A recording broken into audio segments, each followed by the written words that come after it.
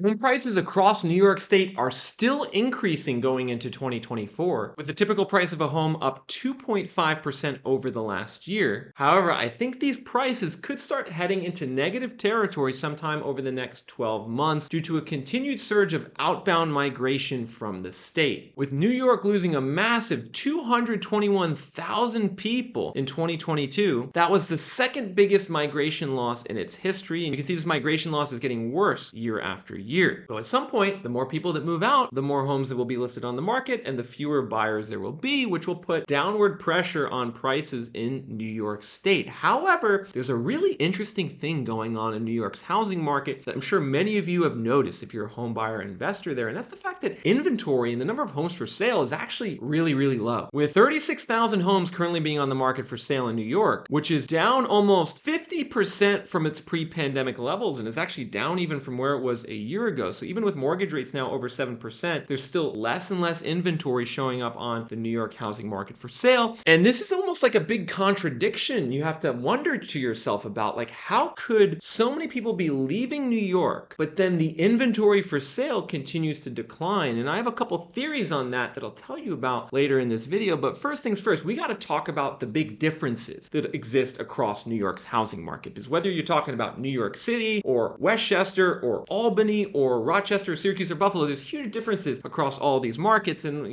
one place I actually want to start with is New York City and Manhattan in particular. Because if we look at county level home price growth data on Reventure app and zoom in here on Manhattan, what do we see? Is that actually in Manhattan, home prices are down 15% over the last year. The typical price has gone from 1.34 million to 1.14 million. Still expensive, but declining. You can see prices are also dropping in the Bronx, Queens, and Brooklyn. However, if we zoom out and just go up to Westchester or Putnam County, or go further up north to Albany or out west to Rochester, we can see the prices are still going up. In Rochester and Monroe County, prices are up 10% year over year. So we're seeing actually in New York, the upstate and western New York areas are still growing their prices, but New York City is still experiencing a price decline. Particularly if we zoom in on certain zip codes, everyone. I mean, there's zip codes here on the Upper East Side where the prices are down 21% over the last year. There's a zip code here in Queens where prices are down 22% over the last year. So we have some fairly substantial price declines going on all around New York. And it's understandable why those declines are occurring, because New York City has just gotten hammered over the last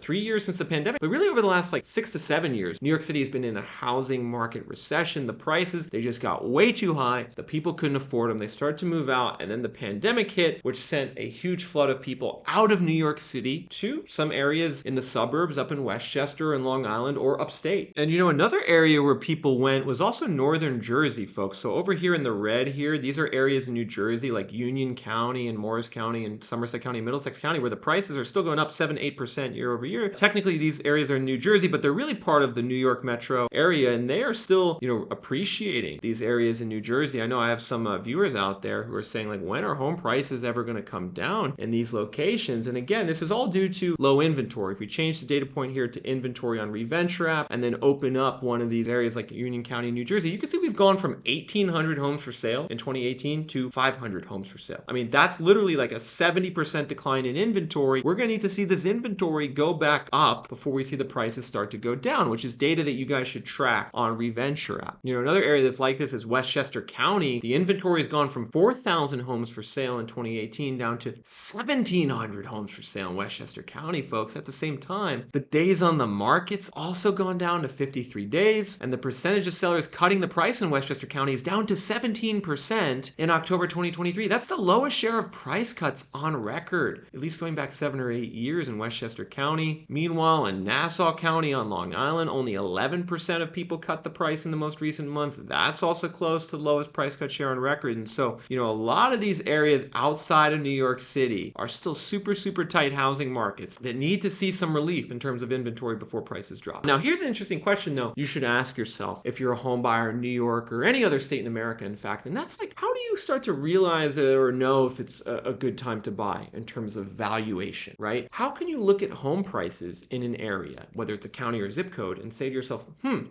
how far do home prices have to drop before it makes sense to buy? And what I would encourage you guys to do to answer that question is understand the overvaluation levels in the area of New York you're looking to buy. So if we go on Reventure app, we have a premium data point here called overvaluation rate. And this is telling you how over or undervalued home prices are in different areas of New York. So let's just talk about Albany right now. Albany, New York is listed as 8.3% overvalued in Albany County. And what that means is that the typical home price of $314,000 is 8% higher than what the fair home value price is of $289,000. So at some point in Albany, we're likely to see some combination of home prices declining / incomes increasing to bring this overvaluation level back down closer to zero. And really the 8.3%, that's not that bad in terms of overvaluation, folks. We can see there's another county here, Columbia County, as well as Greene County in the Hudson Valley. These areas are 30% overvalued. These were places that boomed because lots of people moved into the Hudson Valley during the pandemic, but the incomes, they did not keep pace with the increase in home prices. So I wouldn't be surprised if prices were to drop in Columbia or Greene County, or maybe, maybe some of these areas in Western New York where we're starting to see some overvaluation in Rochester and Monroe County. We're starting to see some overvaluation in Erie County and Buffalo. Now, granted, the prices in some of these areas are still affordable on a face value basis. Like for instance, if we were to look out in Rochester, you could buy a 5-bed, 3-bath house, 2,200 square feet. Looks pretty nice on the inside for $385,000. That's $175 per foot. That's not bad in terms of price per pound. A lot of people from around the country would look at this and say, hey, that's a decently priced home. However, what gets you in New York, everyone, if we scroll down here on Zillow, is the property taxes. So property taxes here, 2.97% of your home value. That's $11,000 a year. Ooh boy, $11,000 a year in property taxes on a $385,000 house. And that's really, folks, I mean, New York has a lot of different problems with outbound migration and the weather and,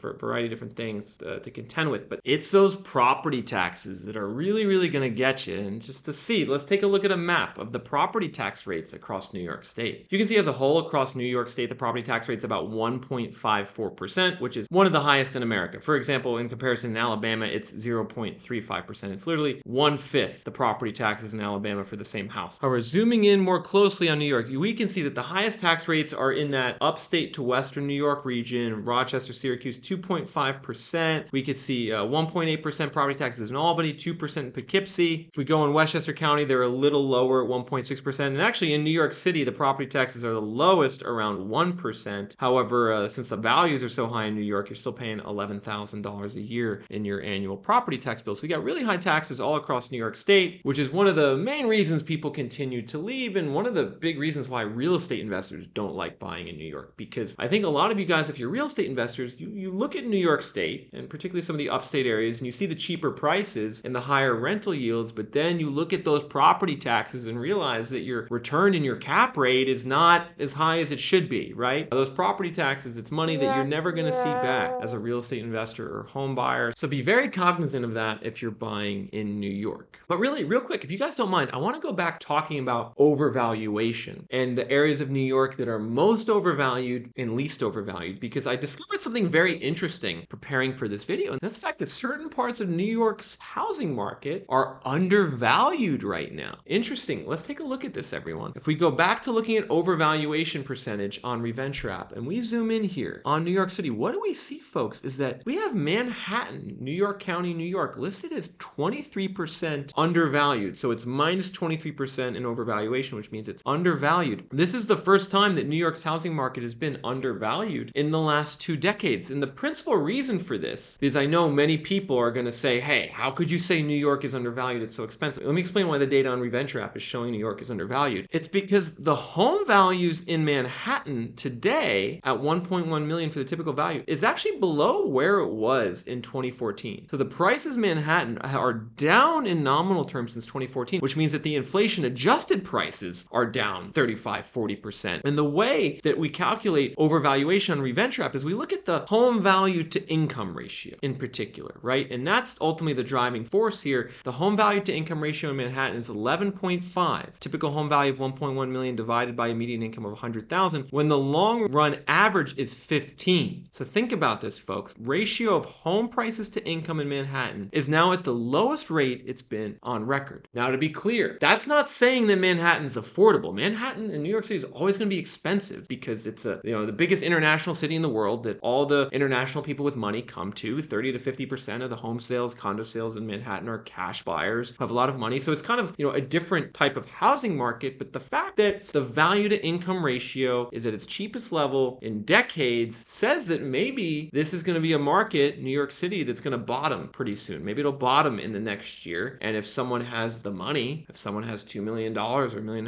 in cash, maybe New York City is a decent place to buy because it's undervalued, particularly certain zip codes. Because if we zoom in here to the zip code view and look at overvaluation rate, we can see we have certain zip codes in New York that are like 37% undervalued here. Where would this be? This would be Midtown East. The typical home value is $1 million. The fair home value is $1.6 million. Again, folks, this is driven off the fact that home values here in this zip code at the end of 2023 are lower than they were in 2005. Home values in this zip code here in Midtown East are lower than they were 18 years ago, while the median household income has almost doubled in that span to $174,000, which is how you get a home value to income ratio now that's at 6x, which is like by far the lowest on record. We have other areas here in Manhattan that are also very undervalued. Chelsea in particular is 41 to 35% undervalued. We also have undervaluation here, which looks like this is like the Tribeca area. And so again, folks, I want to be clear. I'm not saying that these areas are cheap. I'm not saying that they're affordable. I'm merely saying that they are the most affordable that they have ever been relative to income. And so if you're someone who's like a value-based investor who has a lot of cash to deploy and you're looking for future appreciation, maybe New York City could be a place to look. However, there's still lots and lots of headwinds. Obviously, New York City is getting hit hard right now by an exodus of businesses. We're seeing companies like WeWork give up half of their office space in New York. They're breaking their lease. We're still seeing people leave. We're seeing the city itself and its management have all types of issues, with the mayor announcing sweeping budget cuts this week. He blamed the migrant crisis. He said he's going to have to cut $4 billion from the budget over the next year and a half, which is going to cancel the hiring of new police officers, slash the education budget, and close libraries. City officials say this is all due to the migrant crisis and that the city needs federal aid and the cuts will only grow. And so, look, I'm not an expert on city politics. I'm not an expert in city management, but it's probably not great that New York City is cutting its budget for police officers, education, and libraries by $4 billion. So maybe, there will be more issues in New York City over the next year or two. Maybe the prices will continue to dip and will continue to go down. But I think we've seen the worst of that decline in New York City. This is an area that's been in a housing recession now for 7 to 8 years. So at some point, I think this area will turn around. The question obviously is when. Now, what about these other parts of New York outside of New York City? What's going to be the direction of prices there into the future? Well, I kind of want to establish a framework for you guys for how New York's housing market tends to behave over the long term. And the reality is that New York isn't so much of a crash market. Like, prices in New York City have crashed over the last couple of years. But in general, New York State home prices, they tend to go through these periods of booms, usually like 4 to 5 years of a boom. And then they just flatline for like a decade. And to understand what I'm talking about, let's just take a look at Albany, New York. Where on this graph, you can see we're looking at the all transactions price index for Albany going back to 1979. And what do you see, folks, is that prices kind of just stay flat and then they accelerate like they did in the late 80s, and then they peak like in 1989, and then literally they don't go up for like 11 to 12 years. And then, in 2000, they reaccelerated again, peaked around 06, 07, and then didn't grow for like another 12 years. And then we've been in another boom over the last 3 to 4 years, a boom that I think is going to start to peter out soon. And so just don't be surprised if home prices in New York State and many of these upstate New York markets in particular, like in Albany or a Rochester or a Syracuse, don't be surprised if some of them just flatline for like a decade. And so, New York is not the place to expect like a huge crash, but it's also not the place to expect appreciation. And so if you're buying in New York's housing market outside of New York City at this point, like whether you're buying in Westchester or buying in Albany or buying in Western New York, don't expect much price appreciation in the next 5 to 7 years. I don't think that these markets are going to do that well in terms of long-term growth, but theoretically they should offer a bit more security and stability on values compared to like say Florida or Arizona or Texas, where there's a lot more downside. And so folks, if you enjoyed this video as a home buyer or investor looking in New York, please, I would encourage you, go to Reventure app, www.reventure.app. This is the program that I use throughout this video to show you statistics on home price growth over the last year, overvaluation rates. We looked at data also on inventory, and you can see that for pretty much every every zip code, every county, and every metro in New York State. You can go and actually look at some of this data for free, data on inventory and inventory growth, home price growth, that's for free. And if you want some of this more advanced data like overvaluation rate or the percentage of sellers that are cutting the price or the days on the market, then you should sign up for a monthly pass. The cost is $39 a month. You can cancel at any time. So if you only need it for a month or two to research the housing market, you can do that and then downgrade. Alternatively, I would encourage you guys maybe do the annual pass. If you know you're going to use the data more frequently, you get that at a 15% discount compared to the monthly rate. So go to www.reventure.app to check out all the data in this video for yourself and research your local housing market so you can make a more informed and better decision about when and where to buy a house in New York or any other part of America.